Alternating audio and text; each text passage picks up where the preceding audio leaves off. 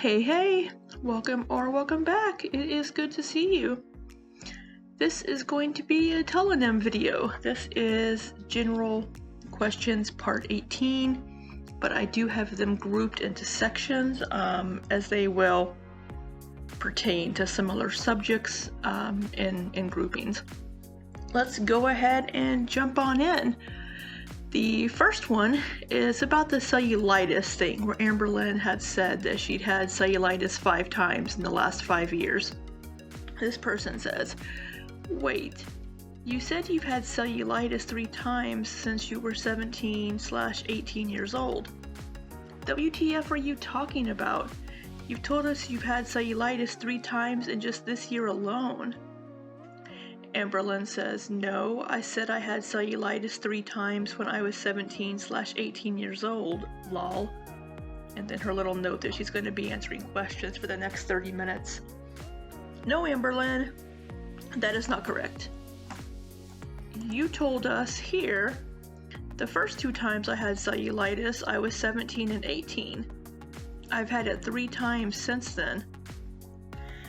That's not correct.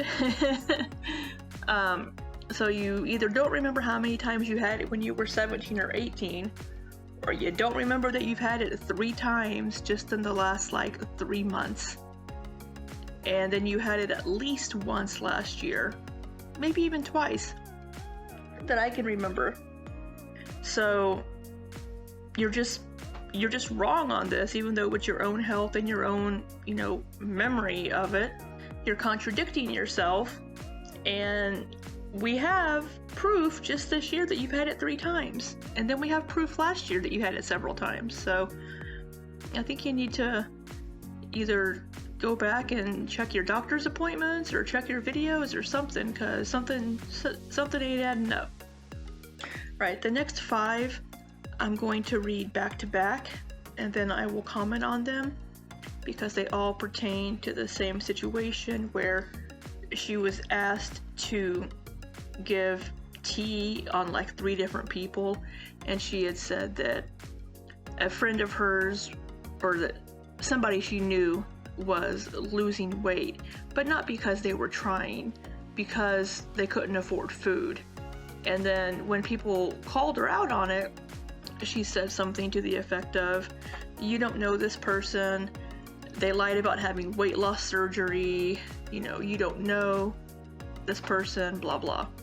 First person says, I'm still upset about the way you mocked the person for losing weight because of money issues.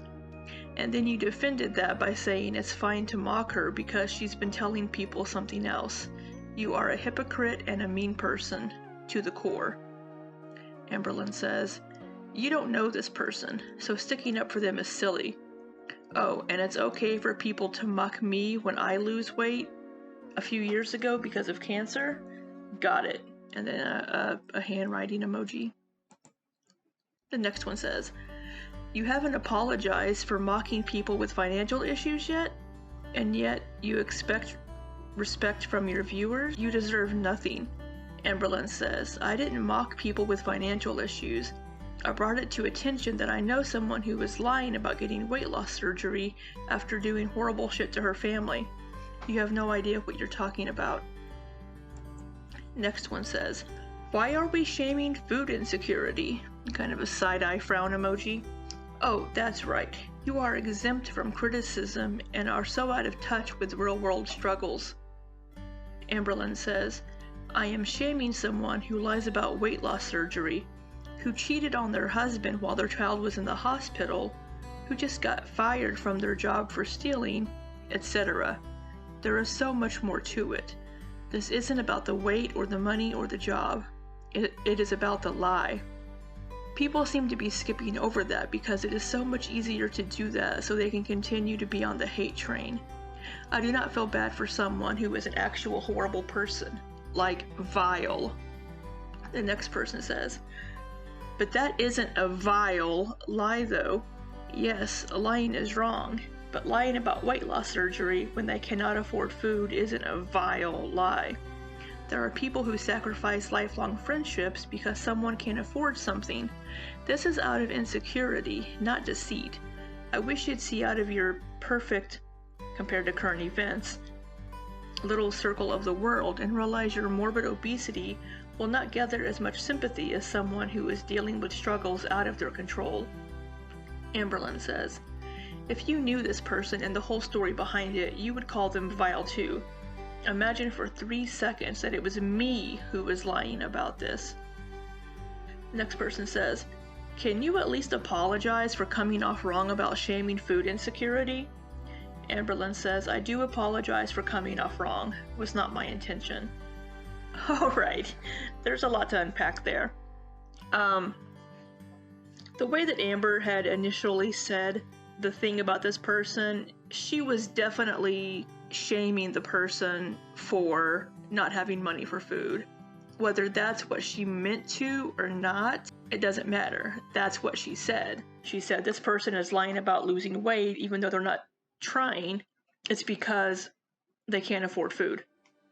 And then later she's like, well, this person has lied about this and they've cheated on their spouse and they got fired from their job. Well, none of that came up in the original tea. Your tea could have been, yeah, I know someone that's, been cheating on their spouse and got fired from their job for stealing. But no, you go to, they can't afford food. Just because you can afford to order out every meal every single day during the month doesn't give you the right to shame somebody for not having the money to buy food. And maybe that person is embarrassed by the fact that they can't afford food. Regardless of any of the other issues, that's not what we're looking at right now. We're looking at the issue of this person that you brought up saying that they lost weight because they can't lose food, or because they can't afford food. That's absolutely shaming somebody for food insecurity. And that is a very shitty thing to do. Very shitty. And, as far as Amberlynn saying something like, well, imagine it was me lying. I could imagine you lying about this. And nobody shamed her for losing weight when she had cancer. The issue was Amberlynn kept saying that it wasn't because of cancer, and that wasn't the case. So, yeah, Amberlynn is coming off as an absolutely horrible person, and she is kind of a horrible person, absolutely, for saying these things about this person, regardless of how horrible of a person this person is. How many times can I say this person? Also, this apology she gave just seems really disingenuous, just very like, I am sorry for doing that. I don't really think she is. She probably doesn't think she said anything wrong because that's just the kind of person she is. So the next 5 questions I will also read back to back, and these will pertain to her video editing and her content. So the first one is, the text intro and outros are really lazy. Please make an effort to at least film yourself doing them, bare minimum. Amberlynn says, the text intros/outros take more time than me just filming myself, so technically it's not really lazy, but thanks for the opinion. Smiley face. Next person says, if you enjoy editing, why don't you learn how to properly edit? It'll raise your views. Amberlynn says, I am a casual vlogger. We all edit the same, lol. Go ask one of them. And the reason why I have a bit of attitude with this question is because vlogs are my fucking fave. That is literally all I watch on YouTube. I edit more than most of the vloggers I watch, but yet no one says anything to them. I'm not going to change the way I edit. This has been me since day one. I enjoy the content I have been putting out lately. That is all that matters. This is in response to the last one. This person says, maybe learn simple things like picture-in-picture. I wasn't going after your video style. Literally, what? You're impossible to reason with sometimes.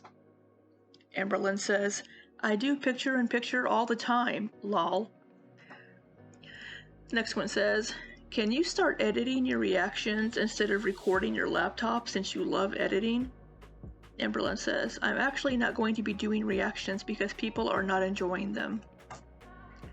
The next person says, no more scratch art. For the love of God, please. Amberlynn just says, okay. Yeah, back to the first one with the intros and outros. You know, text intros and outros like that can take as much time as you want to put into them. Filming an intro and outro can also take more time if you have to edit part of it if you mess up or something.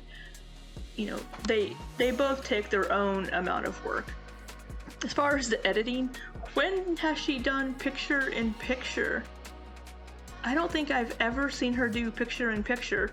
If she's calling filming her looking at her laptop screen picture-in-picture, then I don't know what she's talking about.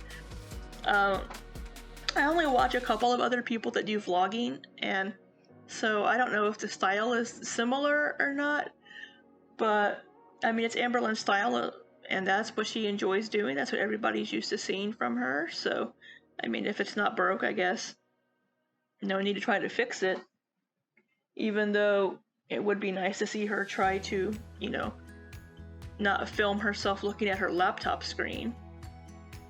Oh, and for the scratch art, I wonder if that's Zachary Michael putting a comment in there. No, he doesn't use Tellonym. But yeah, that's funny. And we haven't seen scratch art in the last several videos, so maybe people don't like scratch art and people don't like her reaction to her video, to herself. Maybe she stopped doing them. Next question is, how excited are you to finally be getting out of Kentucky soon? I feel like it'll improve your mental health to get out since you never liked it there. Amberlynn says, pretty excited. People always ask why I seem so much happier in the past. Well, being in a state where you don't want to be can definitely cause that.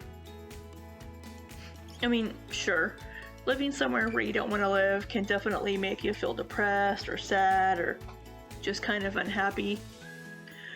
But, you know, hey, hopefully she'll move somewhere where she's happier and feels more, I don't know, at home, I guess. Up next we have somebody asked for 2 truths and a lie. Amberlynn says, number 1, I'm married. Number 2, I only ate 900 calories yesterday. Number 3, my mom died and came back to life. Yeah, the next one says, the lie is, I'm married. It's so fucking obvious you don't know how this game works. Amberlynn says, the game is pretty simple. You say 1 lie and 2 truths. So what are you talking about? So, yes, that is the game. And yes, those are the answers that Amberlynn gave. I think the questionable ones are 1 and 2. Which one of these is true? So it's like she's trying to start a rumor that maybe she's married, because not many people will believe that she only eats 900 calories in a day.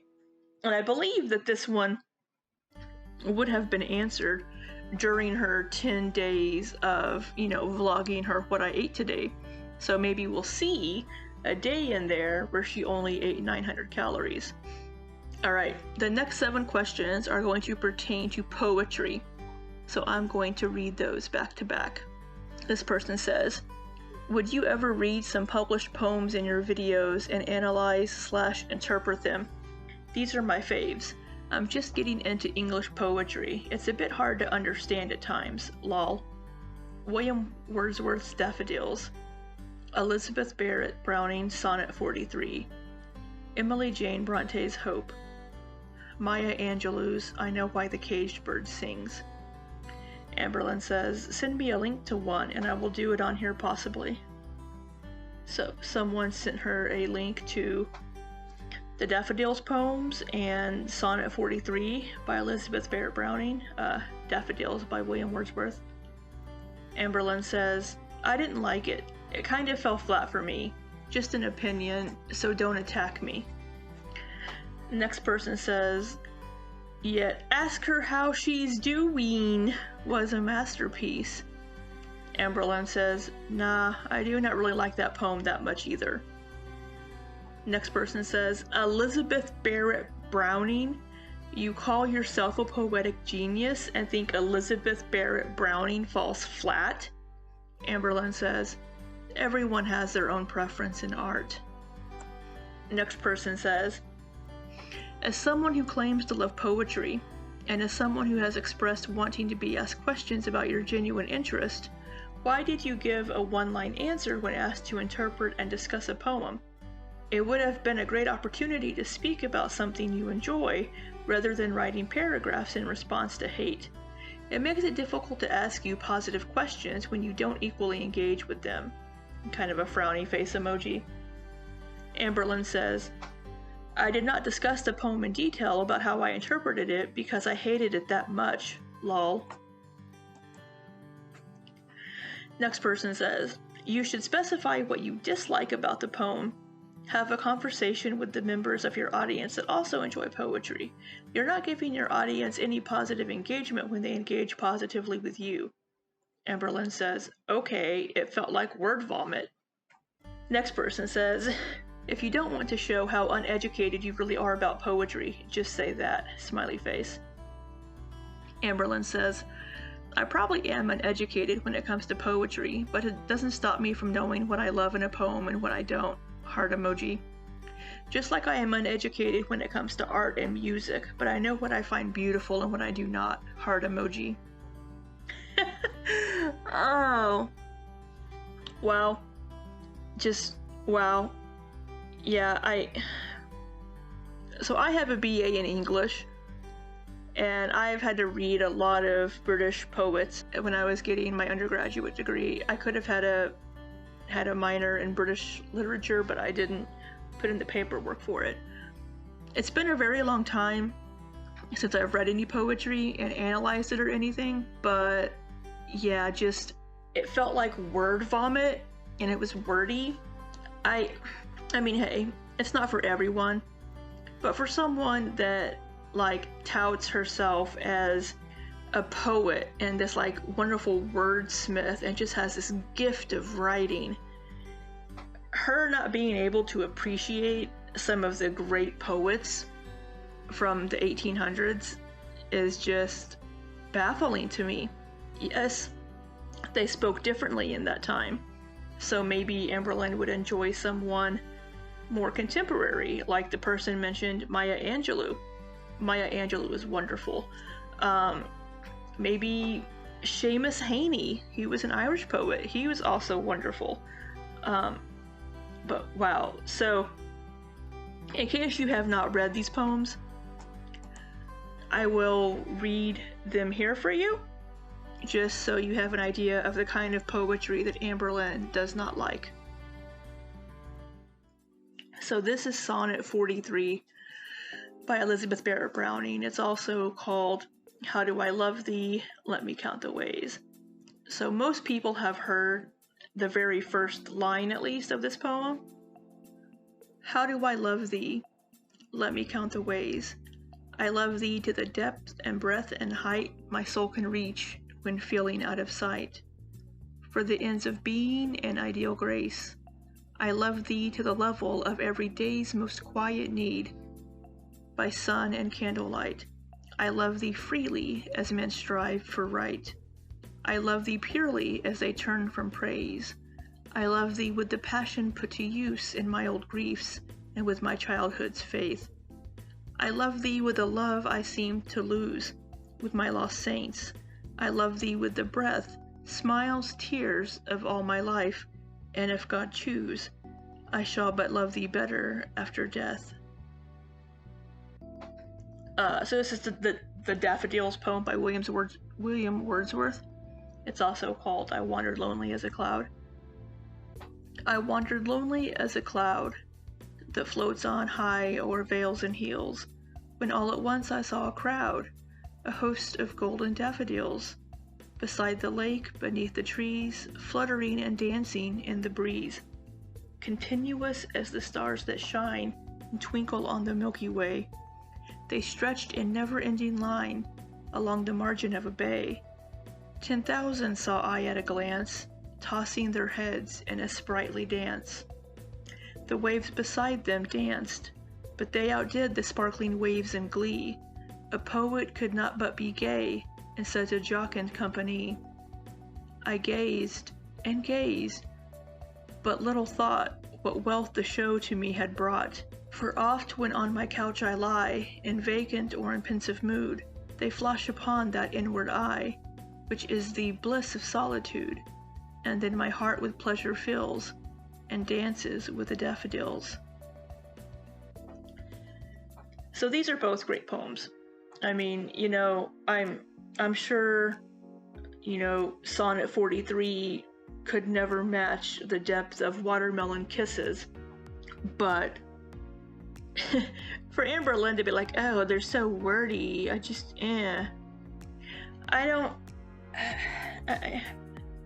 baffled. I mean, these are great poems, and yes, they spoke differently in the 1800s, so the wording is going to be different than what somebody might write today in a similar poem, and that could be what Amberlynn doesn't like, is the Victorian era for Barrett Browning, and the romance poetry period for Wordsworth could be what Amberlynn doesn't like. So I don't know. What do you all think?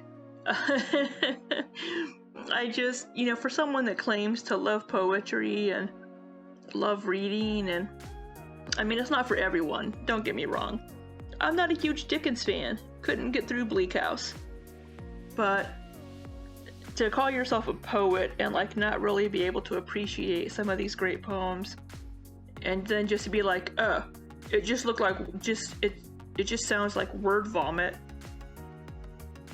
I mean, that's a little, I don't know, immature, childish, juvenile. I don't know. Let me know what you all think down below. What do you think of her explanation for her, you know, food insecurity / money shaming that person she knows? What do you think of the poetry from these two poets? Let me know what you think down below. And until next time, be safe and take care.